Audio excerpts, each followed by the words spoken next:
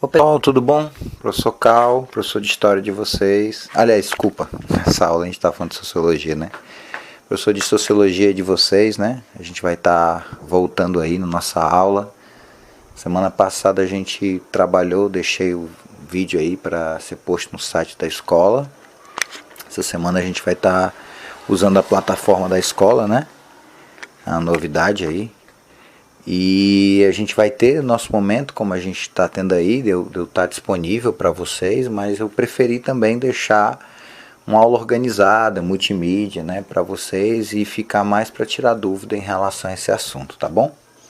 A gente está trabalhando então o tema modo de produção, lembrando para vocês que nada mais é do que como a sociedade ela se organiza para ela produzir as necessidades que são tidas como essenciais, necessidades materiais, né? A gente viu que esse modo de produção, ele normalmente é comum. Ao longo da história, a gente tem diversos modos de produção. A gente falou que a gente tem como estruturação dos chamados modos de produção, chamada força produtiva e os chamados meios de produção, né? Então, esses dois elementos, eles são elementos formadores do que a gente chama desse modo de produção. Geralmente esses modos de produção ele vai se organizar para a produção de bens, serviços, e a gente vai ter esses bens, serviços e o transporte desses serviços. A gente falou, por exemplo, na outra aula que ninguém consegue escapar do modo de produção, né? Porque todos estão dentro desse sistema produtivo. A gente até falou que se você quisesse, por exemplo, dizer que é socialista, mas na prática você está vivenciando um outro sistema, né? Está vivenciando o sistema oposto ao que você defende ideologicamente, né? Então todos estão dentro dessa estrutura e a gente falou um pouco com calma sobre esse tema. Também a gente falou, pessoal, sobre a questão do primeiro modo de produção da história, que foi chamado modo de produção primitivo, ou comunismo primitivo, como é que se chama tradicionalmente, pela perspectiva de Karl Marx. E aí eu disse para vocês que foi exatamente o modo de produção que foi característico no período da pré-história, né? Em que um predomínio da questão do trabalho coletivo, né? A questão das funções designadas geralmente por sexo, né? E, enfim, a gente falou do homem que no início ele era nômade, depois ele passa a ser sedentário e outros pontos que a gente comentou aí na aula, que se você quiser, você entra de novo lá no site, você acessa esse vídeo sem nenhum problema, tá bom? Mas a gente vai prosseguir, a gente precisa trabalhar agora outros modos de produção, a gente vai trabalhar 3 modos de produção nessa aula. A gente vai trabalhar o modo de produção asiático, o modo de produção escravista e o modo de produção feudal. Nas outras semanas a gente vai subdividir, né? A gente vai trabalhar vários de uma vez, não. A gente vai trabalhar mais 2, né? A gente vai trabalhar o modo de produção capitalista e o modo de produção socialista. A gente vai subdividir em 2 semanas, né? Para a gente trabalhar com calma, para vocês entenderem, tirar as dúvidas de vocês. A gente até abriu um espaço de conversa e até de repente a gente pode programar aí para a gente de repente aí fazer um debate, sei lá. A gente vai pensando aí, né? Vamos pensando e a gente vai estruturando aí como é que a gente vai fazer. Então, o primeiro modo de produção que a gente vai trabalhar é o chamado modo de produção asiático. Esse modo de produção, pessoal, foi um modo de produção que aconteceu nos primeiros estados da história. Esses estados eles se deram geralmente na região da Mesopotâmia. Quando vocês trabalharam lá na história, a Mesopotâmia foi as primeiras cidades e estados que surgiram, né? E no Egito e na China. Agora, o que é interessante é que esses primeiros estados eles vão se voltar principalmente para a atividade agrícola, mas aí vai ter problema relacionado na questão do controle para que isso aconteça. Então o Estado ele vai acabar entrando aí para estruturar para que essa produção ela aconteça, né?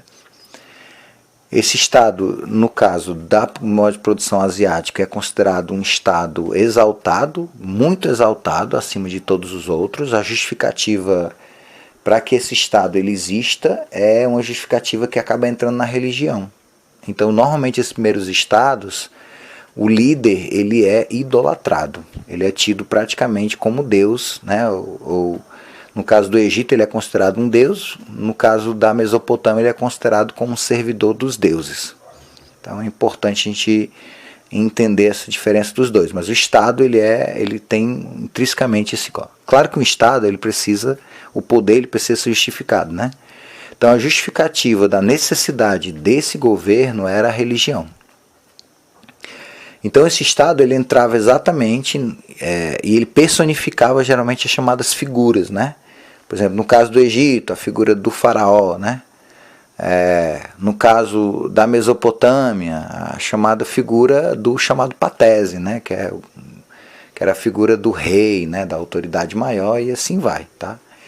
Normalmente nesses estados, o Estado, toda a produção, ele combina, né? Ele fica com a boa parte da produção, que geralmente é o excedente, e ele pega e entrega para a pessoa normalmente apenas a necessidade básica dela.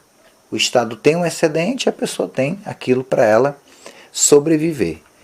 No modo de produção asiático, o Estado ele acaba sendo dono de tudo. Ele acaba sendo dono da terra, dos instrumentos de trabalho, praticamente tudo. Então, nesse caso, o Estado ele é dono dos meios de produção. E esse trabalhador, ele deve trabalhar porque ele precisa sobreviver, e o Estado é dono da terra, é dono de praticamente todo meio de produção, então é praticamente uma servidão, né? Você está sendo escravizado pela terra, e dessa terra você vai tirar a sua chamada sobrevivência, né? E geralmente esse rei, ele tem os seus funcionários, então ele trabalha exatamente organizando toda a produção, para ter sucesso na produção agrícola. E para isso ele vai precisar fazer diversas obras, diques, por exemplo, canais, e por isso que a gente fala que eram sociedades hidráulicas, né? Porque estavam ligadas à questão da água, né? E normalmente esses camponeses, eles são obrigados a trabalhar, né? É uma imposição mesmo do Estado, e o Estado podia decidir praticamente tudo que acontecia relacionado com a economia. Era um Estado bem intervencionista, beleza? Acontecia também, se fala assim, mas esse pessoal só trabalhava na produção agrícola? Não. Quando eles tinham períodos, por exemplo, de cheia, no caso do Egito, em que esses trabalhadores eles eram direcionados para fazer grandes obras públicas, normalmente obras que vão exaltar o Estado, né? Normalmente é o que acontecia. E normalmente o pagamento deles poderia ser uma parte da produção, ou no caso, por exemplo, do Egito, era parte da produção, porque eles, por exemplo, no caso do Egito, eles entregavam pão, por exemplo, cerveja para o alimento dos trabalhadores. E, bom, essa produção do cereal para a cerveja e para o pão vinha também do próprio trabalho dos trabalhadores. Então, na verdade, eles tinham esse retorno, né? Vinha a partir do trabalho deles, né? E aí tem uma imagem, que a gente tem uma imagem aí diante de vocês, que representa exatamente esse momento da colheita, né? Que acontecia, tudo direcionado, coordenado, supervisão do Estado, que nós também temos essa coordenação dessas obras públicas. Aqui está ligado à agricultura, e aqui está ligado a grandes obras públicas. Nesse caso da imagem, a gente está tendo retratado aí, no caso, uma construção de uma pirâmide, né? Aqui é a figura do faraó, que eu disse para vocês que é exatamente no modo de produção, ele é todo poderoso, né? E assim vai, tá bom? Eu acho que eu não esqueci de falar nada não, tá? Tranquilo. E aí a gente chega no outro modo de produção, que é o chamado modo de produção escravista. Esse modo de produção, ele predominou nas duas maiores civilizações da antiguidade, na civilização grega e na civilização egípcia. Tranquilo?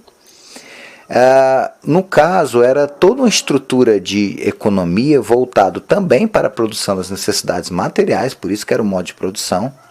Mas no caso do modo de produção escravista, você tinha uma relação de domínio. Por exemplo, no caso do modo de produção asiático, você tinha trabalhadores que estavam produzindo para o Estado, né? Mas também para a sobrevivência deles. Esse trabalhador, ele não pertence ao governo, tá? Ele trabalha para o governo, E ele necessita trabalhar para ele sobreviver. Então ele é um servo. Ele não pertence ao Estado, mas ele está preso à terra que ele produz, né? Que ele, através dela, ele produz. Então, nesse caso, é uma servidão. No caso do modo de produção escravista, você vai ter uma relação, geralmente, entre o dono, né, o senhor do escravo e o escravo. E é uma relação que se dá de dominação e exploração. Beleza? Esse escravo, pessoal, ele normalmente era a força de trabalho nas sociedades, no caso da Grécia e de Roma, né? Que é onde esse modo de produção, como eu disse no início, ele predominou. E normalmente esse escravo, ele é uma propriedade, ele pertence totalmente ao senhor dele. Praticamente esse escravo, ele não tem autoridade, ele não tem liberdade. Por exemplo, no caso do modo de produção asiático, ele está preso à terra, mas oficialmente ele é livre, tá? Ele pode ter até direitos. Mas no caso do modo de produção escravista, esse escravo ele não tem direitos, porque o senhor ele é tanto dono, tá, dos meios de produção, como também da força de trabalho, que é o próprio escravo, né? Então, tanto a terra quanto o escravo, por pertencerem a ele, né, são quase que objetos, vamos dizer assim, né, dele. Então o escravo ele realmente não tinha vez. A gente vê uma imagem aí representando essa pirâmide social, né, para a gente poder entender aí como esse modo de produção você tinha estruturado, né? Você tinha aí no caso a figura dos proprietários, né, que tinham todos os direitos políticos, poder e tal, de participação, por exemplo, decisões políticas relacionadas às cidades, por exemplo, ficavam nas mãos desses proprietários, né? Você tinha um pessoal que trabalhava para esses senhores da terra, que eram chamados homens livres, que também muitos deles não tinham poder político, mas viviam uma situação melhor do que os escravos. E você tinha os escravos, que eram exatamente aqueles que não tinham poder político nenhum, e não tinham direito nenhum, e não tinham liberdade. Tranquilo? No caso do escravo, ele tinha a obrigação de trabalhar, e no caso do senhor, acho que a única obrigação que ele tinha era só alimentar ele mesmo. Tá? Praticamente isso. O escravo também, acho que a única preocupação relacionada à saúde dele é uma preocupação apenas para garantir a produção do senhor. Então, se o escravo está doente, eu cuido dele, para que ele volte a produzir para mim e eu consiga sobreviver, né? Aliás, eu consiga ou sobreviver, no caso do senhor, eu vou conseguir luxar, né? Porque muitas vezes é a própria questão da riqueza, né? E no caso dessa estruturação desse modo de produção, o Estado ele aparece exatamente para sustentar toda essa estrutura, todo esse amparo para o proprietário do escravo. Então, todas as leis que entram, elas são leis contra os escravos, são leis a favor da escravidão. Por isso que eu coloquei, tá diante de vocês, as chamadas leis escravistas. E qualquer tipo de oposição por parte dos escravos, o Estado ele aparece exatamente para proteger e garantir esse sistema de produção. Então, voltando, o direito é para o senhor do escravo, mas o direito não é, tá, para o escravo. Beleza? E esse Estado ele vai entrar exatamente para garantir que essa dominação seja eficiente. Tranquilo? Aqui a gente tem uma imagem representando um leilão, né, onde esses escravos eles eram vendidos. Lembrando para você que a gente não pode confundir, tá? No Brasil, o símbolo de escravidão era o negro. No caso da antiguidade, não tinha esse símbolo de aparência, não. Qualquer um poderia ser um escravo. Principalmente quando você tinha um povo que os romanos, por exemplo, dominavam e escravizavam, e às vezes esse povo era muito semelhante aos romanos, então não tinha um estereotipo para a escravidão na questão da antiguidade, tá? Como aconteceu no caso do Brasil. Aqui também nós temos imagem representando um escravo trabalhando, né? Aqui também nós temos outra imagem. Você vê que não tem associação com a questão de ser negro, né? E tal, né? E assim vai. Outra imagem também. E eu espero que até agora vocês não tenham nenhuma dúvida, tá? A gente já vai já finalizar esse assunto.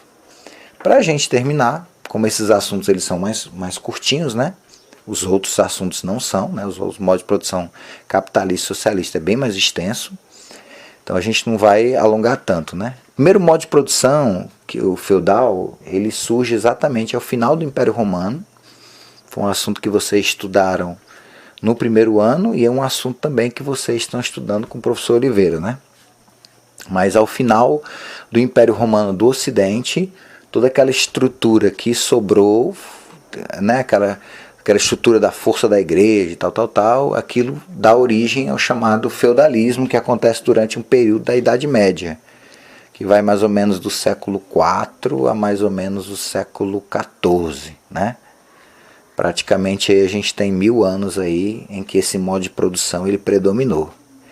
Se vocês não lembram, no modo de produção feudal, você tem toda a produção ela vai para a questão agrícola, porque as cidades durante o período do feudalismo, elas eram inexistentes. Tinha cidades, claro, cidades pequenas, mas as cidades em si elas não tinham a importância como tinha a questão dos feudos, né? Toda a produção, praticamente, quase toda a produção de vida estava relacionada com a questão do campo. No caso do feudalismo, vocês devem lembrar que essa produção ela não é para vender assim para fora, é uma produção para sobreviver. Então, na verdade, é uma produção de subsistência.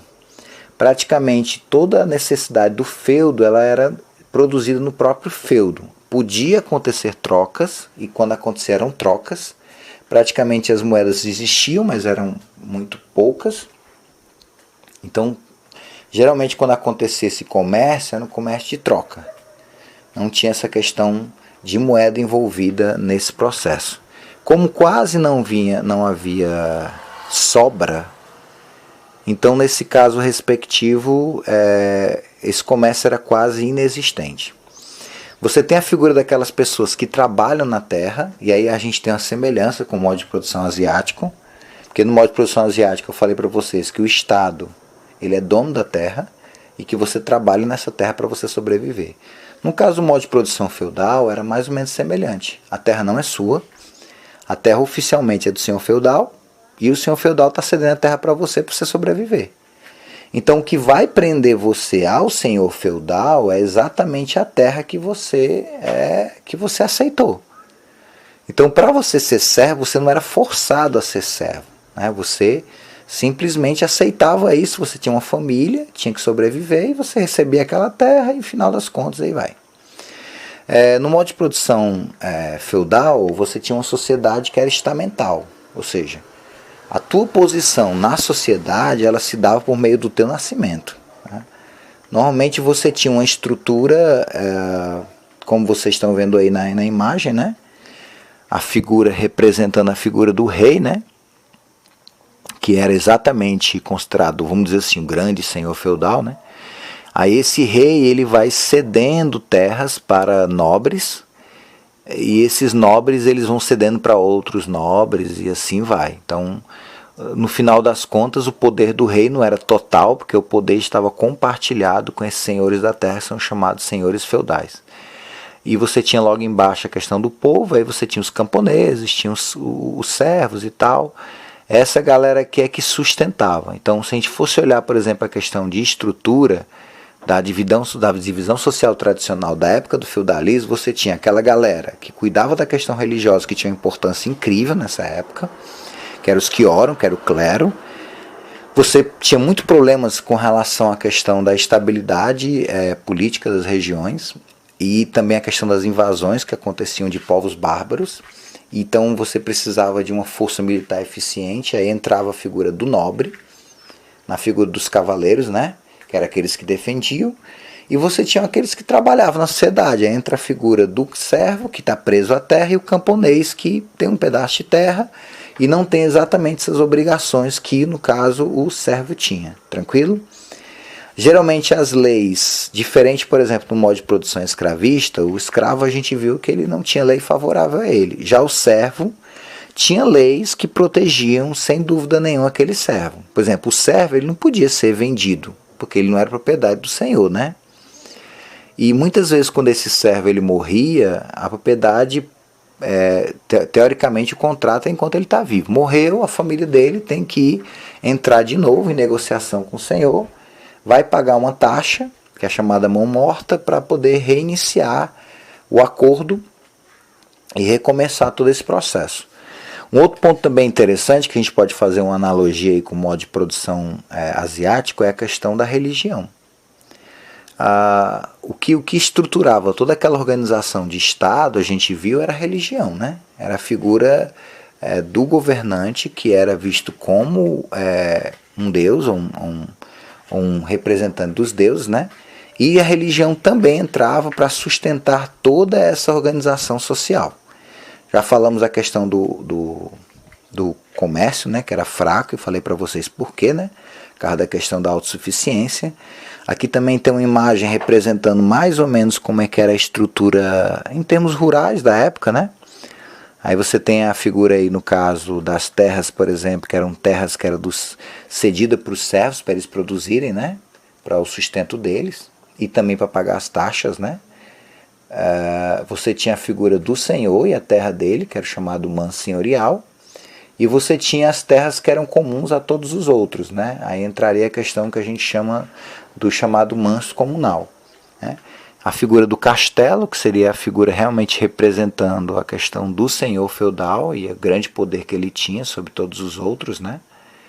E aí, com isso, a gente vai estar encerrando esse assunto. Eu agradeço a vocês aí, pessoal, e valeu mesmo aí. Quero só dizer para vocês que a gente está se acostumando com a tecnologia, né? Então, se há alguma dúvida, eu vou ficar disponível aí no Meet para vocês. Aí a gente conversa mais sobre a temática, tá bom? Pessoal, um grande abraço aí para vocês e valeu!